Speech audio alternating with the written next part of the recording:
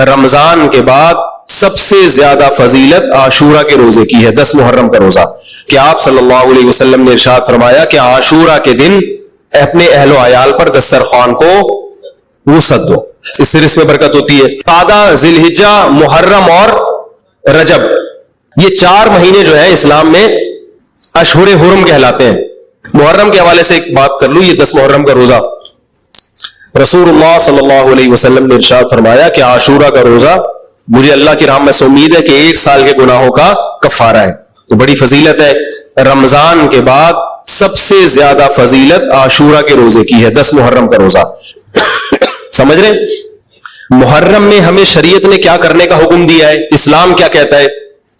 پہلی بات، اسلام یہ کہتا ہے کہ محرم میں روزے رکھنا دوسرے مہینوں کی نسبت زیادہ ثواب ہے۔ رمضان کے بعد تو زیادہ سے زیادہ روزے رکھیں، اور اسپیشلی 10 محرم کا روزہ 1 سال کے گناہوں کا کفارہ، یہ اور زیادہ ثواب ہے۔ پورے محرم نہیں رکھے جاتے تو کیا کرنا ہے؟ 10 محرم کا رکھنا ہے۔ حدیث میں آتا ہے کہ آپ نے حکم دیا 2 روزے ملا کے رکھو، کیونکہ یہودی جو تھے وہ 1 روزہ رکھتے تھے، صحیح ہے نا؟ تو یہودیوں سے مشابہت سے بچنے کے لیے ہمیں حکم دیا کہ اس کے ساتھ ایک اور روزہ ملائے۔ تو علماء یہ کہتے ہیں کہ آج کل یہودی 10 محرم کا روزہ نہیں رکھتے، تو اب مشابہت ختم ہو گئی ہے۔ تو اگر کوئی 9، 10 یا 10، 11 کا رکھ لے تو اچھی بات ہے، نہیں تو صرف 10 محرم کا بھی رکھ لے تو بھی انشاءاللہ پورا ثواب ملے گا، کیونکہ اب اس میں مشابہت رہی نہیں ہے۔ سمجھ رہے ہیں کہ نہیں سمجھ رہے؟ یہ کرنے کا کام ہے۔ دوسرا کام، محرم میں گناہ دوسرے مہینوں کی نسبت زیادہ، اس کی قباحت زیادہ بڑھ جاتی ہے، کیونکہ 4 مہینے محترم ہیں، شوال، ذیقعدہ، ذی الحجہ، محرم اور رجب، یہ 4 مہینے جو ہے اسلام میں اشہر حرم کہلاتے ہیں۔ قرآن کہہ رہے فلا تظلموا فیہن انفسکم، ان میں اپنی جانوں پہ ظلم مت کرو۔ یہ ماتم کرنا بھی تو ظلم ہے نا اپنی جان پہ، تو اللہ نے فرمایا ان 4 مہینوں میں اپنی جان پہ ظلم مت کرو۔ کسی بھی طرح سے ظلم ہو، جسمانی ظلم ہو، روحانی ظلم ہو۔ جسمانی ظلم ماتم کر کے بھی ہو سکتا ہے، اور انگاروں پہ چل کے بھی ہو سکتا ہے، اپنے آپ کو پیٹ کے بھی ہو سکتا ہے۔ روحانی ظلم کیا ہے؟ گناہ کر کا، تو نہ گناہ کرنے کی اجازت، نہ کسی اور طرح سے۔ عام مہینوں میں بھی ظلم کی اجازت نہیں ہے، نہ اپنے اوپر اور نہ کسی اور پر، تو ان 4 مہینوں میں ظلم کی نوعیت بڑھ جاتی ہے۔ سمجھ رہے؟ یہ ایک محرم کی فضیلت ہے اسلام میں۔ اور تیسری فضیلت جو محرم کی، جو بعض روایات سے ثابت ہے، یعنی جو فضیلت تو نہیں کہیں گے اس کو، جو محرم میں کرنے کا کام ہے، وہ بعض حدیث میں آتا ہے کہ آپ صلی اللہ علیہ وسلم نے ارشاد فرمایا کہ عاشورہ کے دن اپنے اہل و عیال پر دسترخوان کو وسعت دو، اس سے رزق میں برکت ہوتی ہے۔ لیکن یہ جو حدیث ہے یہ ضعیف ہے، سند کے لحاظ سے پاورفل اور مضبوط نہیں ہے۔ بعض علماء نے کہا کہ اس کثرت طرق کی وجہ سے حسن کے درجے کو پہنچ گئی ہے۔ ہمارے ہی بعض اکابر علماء کی رائے ہے، علماء جو بر صغیر کے علماء، بڑے بڑے علماء ہیں، میں نام نہیں ذکر کرتا لیکن بہت بڑی اپر لیول کے علماء ہیں، ان کی رائے یہ ہے کہ یہ ضعیف، اتنی ضعیف نہیں ہے کہ بالکل ہی مسترد کر دی جائے، ٹھیک ہے نا، اور تعدد طرق کی وجہ سے درجہ حسن کو پہنچ گئی ہے۔ علامہ ابن تیمیہ رحمہ اللہ تعالی، جن کو سعودی عرب میں بہت فالو کیا جاتا ہے، ان کی رائے اور سلفی علماء کی رائے، جو سعودی عرب کے العثیمین، بن باز وغیرہ تھے، ان کی رائے یہ کہ یہ حدیث بالکل صحیح نہیں ہے، اور اس کی کوئی حیثیت نہیں ہے کہ دسترخوان کو وسیع کیا جائے اور عاشورہ کے دن کھانا کھلایا جائے۔ سمجھ رہے کہ نہیں سمجھ رہے؟ لیکن جو دوسری طرف معتدل علماء، معتدل سے مراد میں ان کو برا نہیں کہہ رہا، لیکن وہ انہوں نے حدیث کی جو اگر آپ سندوں کی تحقیق کریں گے تو اس کو بالکل منگھڑت قرار دینا درست نہیں ہے۔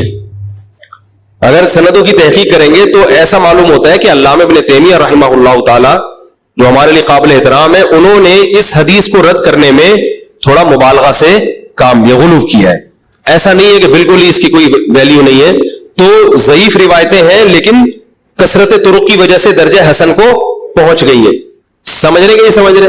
اس وجہ سے بعض علماء کی رائے، بلکہ جمہور کی رائے یہی ہے کہ محرم میں اگر کوئی اپنے بچوں کو جمع کر کے اچھا کھانا کھلا دیتا ہے 10 محرم کو، اور یہ حلیم شاید یہیں سے نکلا ہے، شاید یہیں سے نکلا ہے کہ وہ اچھا کھانا ہو جائے، تو وہ کہتے ہیں کوئی حرج نہیں ہے۔ لیکن ایک بات جو دوسرے علماء کہتے ہیں جو میری بھی سمجھ میں آتا ہے, بلکہ میں نے پہلے کہیں پڑھا تو نہیں, میرا دماغ اس طرف گیا, لیکن اس کی تائید میں علماء کے فتاوی مل گئے. دیکھو, اگر کوئی حدیث ضعیف ہو یا حسن ہو تو صرف حسن ہونا کافی نہیں ہے, یہ دیکھا جائے گا کہ یہ دوسری صحیح حدیثوں سے ٹکرا تو نہیں رہی ہے. یہ بھی ایک فقہ کا اصول ہے کہ اگر ایک کمزور چیز ہے لیکن وہ طاقتور دلیل سے ٹکرا رہی ہے تو پھر اس کمزور چیز کو بالکل رد کیا جائے گا. تو عاشورہ کے دن روزہ رکھنے کا حکم ہے, یہ بالکل بخاری مسلم کی صحیح حدیث سے ثابت ہے. اور جو کھانا کھلانے والی روایت ہے وہ اس ٹکر کی نہیں, اس کو تو ابن تیمیہ جیسے موقع نے بالکل ہی کالعدم قرار دے دیا, بعض عرب علماء نے بھی بالکل کالعدم قرار دے دیا, اگرچہ ہماری رائے ہے کہ بالکل کالعدم نہیں ہے, لیکن بہرحال اس میں محدثین کا بڑا اختلاف ہوا ہے. جبکہ روزہ رکھنے والی جو روایات ہے وہ بالکل بے غبار ہے, ان کو سب صحیح مانتے ہیں. تو کھانا کھلانا اور روزہ جمع بولو بھائی نہیں ہو سکتا, اس لیے کہ اگر وہ روزے کا دن ہے تو کھانے کا دن نہیں ہے, کھانے کا دن ہے تو روزے کا نہیں.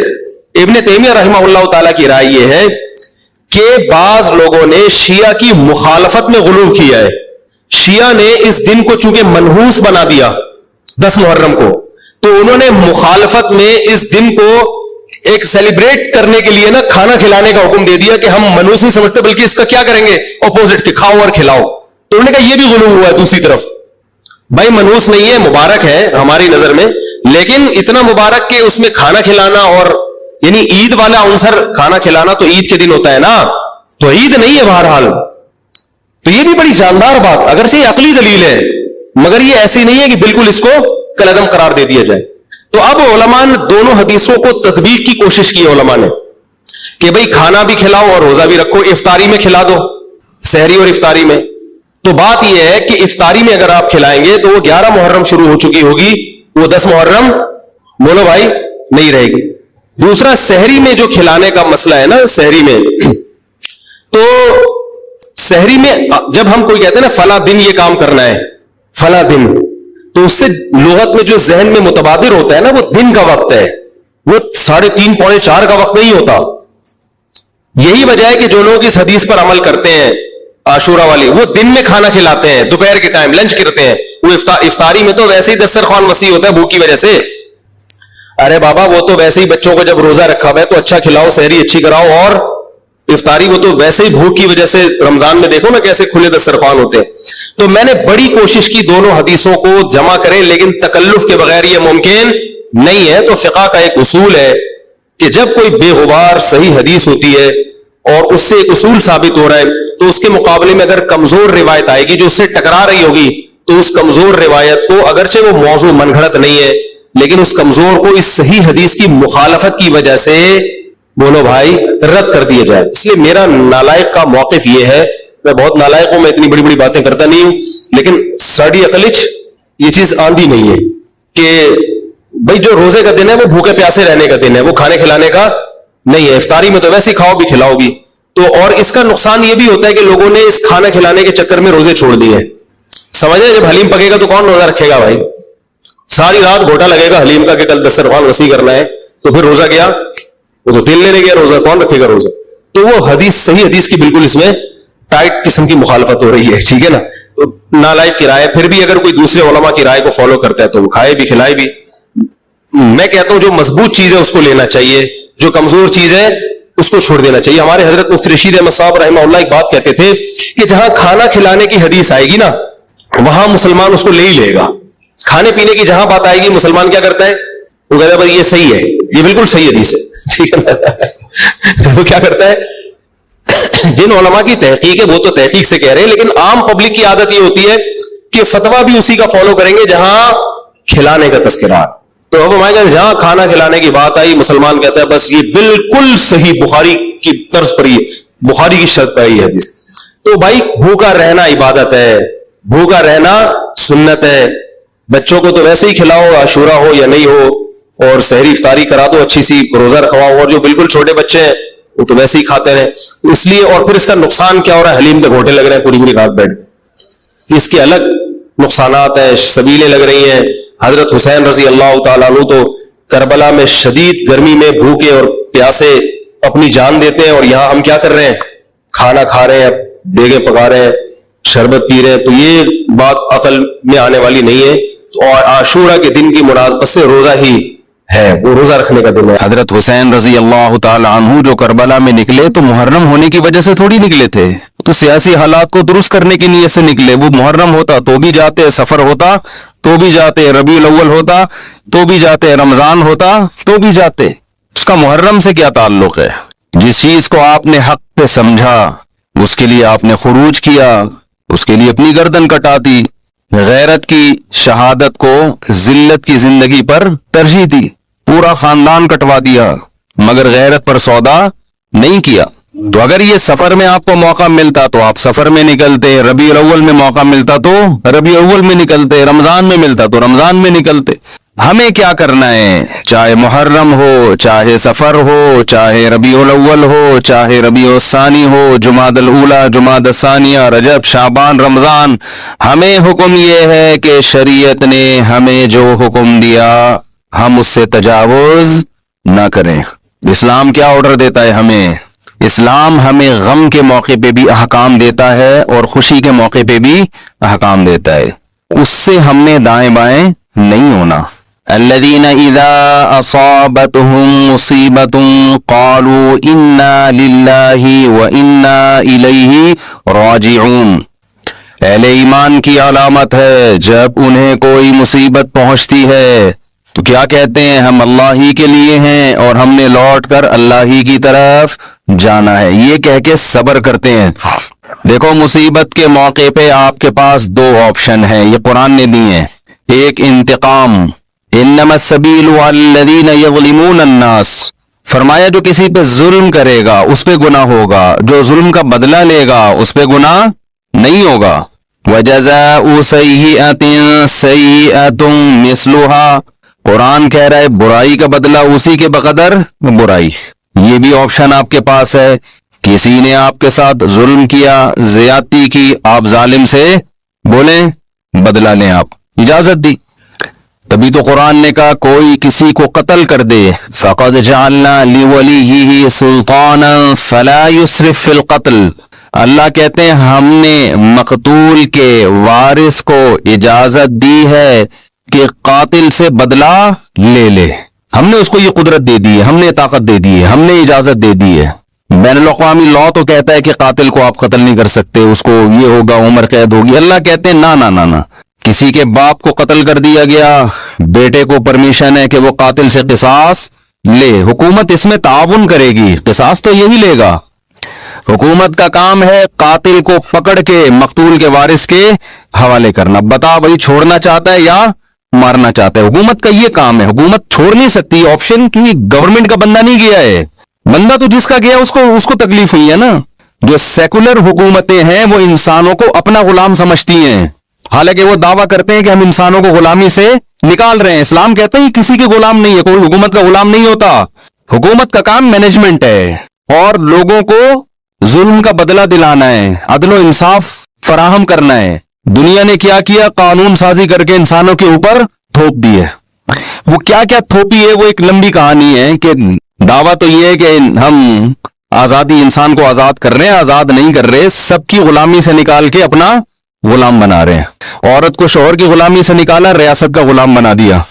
شوہر جو باپ پہ خرچ کرتا، بیوی پہ خرچ کرتا، بولا نہیں باپ بیوی پہ خرچ نہیں کرو، ایک دھیلا بھی تم پہ، ہمیں ٹیکس دو، 40% ہمیں دو اپنی تنخواہ کا، 1 لاکھ کما رہے ہو 40,000 ہمیں دو، ہماری مرضی، پھر ہم تمہارے باپ کو اولڈ ہاؤس میں کتنا دیں اور تمہاری بیوی کو ہم کتنا دیں، یہ ہماری مرضی، ہمارا ایڈک ہے، تمہارا نہیں ہے۔ یہ اسلام ریلیشن کا قائل ہے، ریلیشن شوہر بیوی کا ریلیشن ہے، شوہر بیوی پہ خرچ کرے گا تاکہ بیوی اس سے محبت کرے، بیٹا باپ پہ خرچ کرے گا تاکہ باپ اپنے بچوں کو شوق سے پالیں گے، یہ بڑھاپے میں ہمارا سہارا ہے۔ آپ نے سارے ریلیشن ختم کر کے لوگوں کو غلام بنا دیا، کس کا؟ ریاست کا۔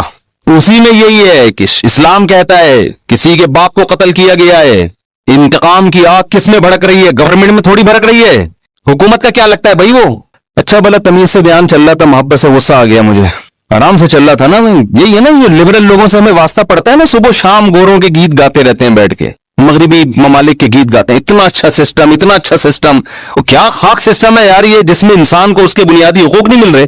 آپ کہہ سکتے ہیں ہمارے ملک میں کون سا مل رہے ہیں، تو ہمارے ملک میں اسلام نہ ہونے کی وجہ سے مل رہے ہیں، اسلام ہوتا تو مل رہے ہوتے۔ اس میں اسلام کا قصور نہیں ہے, یہ تو ہمارے حکمرانوں کا قصور ہے. ڈالر نیچے آ گیا, سنا تھوڑا سا, خوش فہمی میں مبتلا ہونے کی ضرورت نہیں ہے. 10 روپے نیچے آئے گا, 20 روپے اوپر جائے گا. یہ تھوڑا سا ڈپریشن کم کرنے کے لیے گورنمنٹ کرتی ہے کہ تھوڑا سا نیچے لا کے دھکا دے کے اوپر لے کے جاؤ. تو یہ سیٹ اپ, خیر یہ ایک الگ تبصرے ہیں. تو اسلام ہے جو آپ کو بنیادی حقوق دیتا ہے. میرے باپ کو اللہ نہ کرے کوئی قتل کر دے, گورنمنٹ کا نقصان نہیں ہے. نقصان کس کا ہے؟ میرا انتقام کی آگ مجھ میں بھڑکتی ہے. اس کا نقصان یہ ہوتا ہے کہ میں قاتل کو تلاش کروں گا, وہ نہ ملے اس کے بھائی کو مار دوں گا, وہ نہ ملے اس کے ماموں کو مار دوں گا, جو ہوتا ہے قبائلی علاقوں میں. اسلام نے اس پہ پابندی لگا دی. نا نا نا نا نا نا. اللہ کہتے ہیں فقط جعلنا لولیہ سلطانا, دیکھو ہم نے تمہارے جذبات کا خیال کیا ہے, ہم نے تمہیں طاقت دی ہے کہ قاتل سے بدلہ لوگے تمہیں گناہ نہیں ملے گا. اب جب ہم نے تمہیں تمہارا حق دے دیا تو اب حد سے تجاوز نہ کرو. کیا مطلب؟ قاتل کے علاوہ کسی اور سے بدلہ لینے کی کوشش نہ کرو. اس نے آپ کا ایک مہمان مارا, آپ نے کہا ہم اس کے 2 مہمان ماریں گے. یہ کام, وہ ایک پنجاب والا چلا گیا نا, پنجاب والا چلا گیا وزیرستان میں, وہاں قبائلی لڑائیاں ہو رہی تھیں, تو وہ کہیں باہر اس کو چارپائی پہ سلا دیا انہوں نے. تو اس کو ڈر لگ رہا ہے, یار ان کی تو دشمنی اٹھا اٹھا کی رات کو آوازیں آتی, مجھے کو مار بوڑ کے نہ چلا جائے. اس نے دروازہ بجایا, بھائی مجھے اندر سلا. اس نے کہا کیوں, گھبرا کیوں رہا ہے؟ اس نے کہا مجھے ڈر ہے آپ لوگ کی دشمنیوں میں نہ مارا جاؤں. اس نے کہا فکر نہ کرو, وہ ہمارا ایک مہمان مارے گا, خدا کی قسم اس کا 10 مہمان مارے گا. اس نے کہا بھائی اس کا تم 10 مارو 20 مارو, ہم تو مر گئے نا, ہم تو گئے کام سے. تو دیہاتی علاقوں میں چاہے بلوچستان ہو, چاہے اندرون سندھ ہو, چاہے کے پی کے ہو, چاہے پنجاب ہو, یہی ہوتا ہے. جہاں قانون نہیں ہے وہاں کیا ہے, قاتل نہ ملے تو جو ملے اس کو مار دو. قرآن اس سے منع کر رہا ہے. نا نا نا نا, دیکھو ہم نے تمہیں رائٹ دیا, گورنمنٹ نہیں دیتی ہے. گورنمنٹ کہتی ہے نہیں, اتنے لمبے کیسز چلتے ہیں, مقدمے چلتے چلتے چلتے چلتے پھر جج پیسے کھا کے. ایسا بھی ہوتا ہے, وہ جو ججز بیان سن رہے ہیں ان کے علاوہ کی بات کر رہا ہوں. تو انصاف نہیں ملتا انسان کو. عمر قید تو ہے ہی نہیں اسلام میں, لمبی جیل میں ڈال دیا, وہ اور بڑا مجرم بن کے آئے گا. وہ کھانے پینے سے گیا. یہاں کتنا اچھا قانون بنایا کہ قاتل کو پکڑ کے حکومت کیا کرے گی, باپ کو مارا ہے تو بیٹے کے حوالے, شوہر کو مارا ہے تو بیوی کے حوالے, لے بھائی اپنے میاں کا بدلہ لے لے. اور اگر دیت لے کے چھوڑنا چاہے تو اس کا بھی آپشن تیرے پاس ہے, دیت لے لے, چھوڑ دے اس کو. پھر قرآن نے دیت کی ترغیب دی, وَمَنْ عُفِيَ لَهُ مِنْ أَخِيهِ شَيْءٌ, جس کو اپنے بھائی کی طرف سے معافی مل گئی. یعنی اللہ مقتول کے وارث کو کہہ رہے قاتل بھی تمہارا دینی بھائی ہے, تو بھائی سمجھ کے چھوڑ دو. ترغیب دی ہے, زبردستی نہیں کی اسلام نے. حالانکہ اللہ تو زبردستی بھی کر سکتا ہے نا کہ چھوڑنا پڑے گا, لیکن اللہ کہہ رہے میں ایسے قانون کیوں بناؤں, حالانکہ وہ خدا ہے, اس کو ہم پہ حق ہے, پھر بھی وہ کہہ رہا ہے کہ ایسے قانون کیوں بناؤں کہ انتقام کی آگ بڑھ کے ان کے دل میں. خدا جب ہمارے جذبات کی رعایت کر رہا ہے تو گورنمنٹ کون ہوتی ہے جو رعایت نہ کرے؟ بھائی اللہ حکومت سے بڑا ہے کہ نہیں ہے؟ اس کو ہم پہ زیادہ قدرت ہے. تو قرآن نے کیا کہا, ترغیب دی کہ اس کو کیا کرو, معاف کرو. بہتر یہ معاف کر دو, دیت لے لو, پیسے لے کے چھوڑ دو, اس سے تمہاری غربت دور ہو جائے گی, تمہارا نقصان ہوا اس کی تلافی ہو جائے گی. اے اللہ, اس سے تو ہم اگر دیت لے کے چھوڑیں گے یہ تو غیرت کے خلاف ہے. ہمارے باپ کو مارا, وہ قیامت میں کہے گا کہ پیسے لے کے چھوڑ دیا. تو اللہ کہتے ہیں نا نا نا نا نا نا نا, یہ دنیا کا سزا ہے, آخرت میں قاتل کو معاف نہیں کروں گا. دنیا میں تو قاتل سے قصاص لے بھی لیا جائے نا, گردن اڑا بھی دی جائے, تو اس کا جرم تھوڑی معاف ہوتا ہے. اس لیے کہ جس کو مارا ہے اس نے تو بدلہ ابھی لیا نہیں ہے. دیکھیں جب کوئی قتل کرتا ہے 2 نقصان ہوتے ہیں, ایک تو جو بندہ مارا اس کا نقصان وہ گیا, دوسرا اس کے لواحقین کا نقصان. تو ابھی تو لواحقین کی تلافی ہوئی ہے, جو بندہ گیا ہے اس سے تو آخرت میں حساب لیا جائے گا. میں سمجھا پا رہا ہوں اپنی بات کہ نہیں سمجھا پا رہا؟ ابھی میں نے محرم پہ بیان کرنا ہے, لیکن یہ قصاص کی بات درمیان میں آ گئی. میں یہ بتانے کے لیے کہ ہر چیز کا ایک ضابطہ ہے, لا بیان کیا ہے اسلام نے. تو قرآن کیا کہہ رہے ہیں, قاتل کو فلا یسرف فی القتل, ہم نے اجازت دے دی ہے تو قتل میں حد سے تجاوز نہ کرو. نمبر 1, حد سے تجاوز کیا ہے, جس نے قتل کیا اس کے علاوہ کسی اور کو مارنے کی کوشش نہ کرو. کہ اس کا چاچا آ گیا تو اس کا ماموں آ گیا تو اس کا خالو آ گیا, اس کو اڑا دیا. نا نا نا نا. نمبر 2, قتل کرنے میں بھی حد سے تجاوز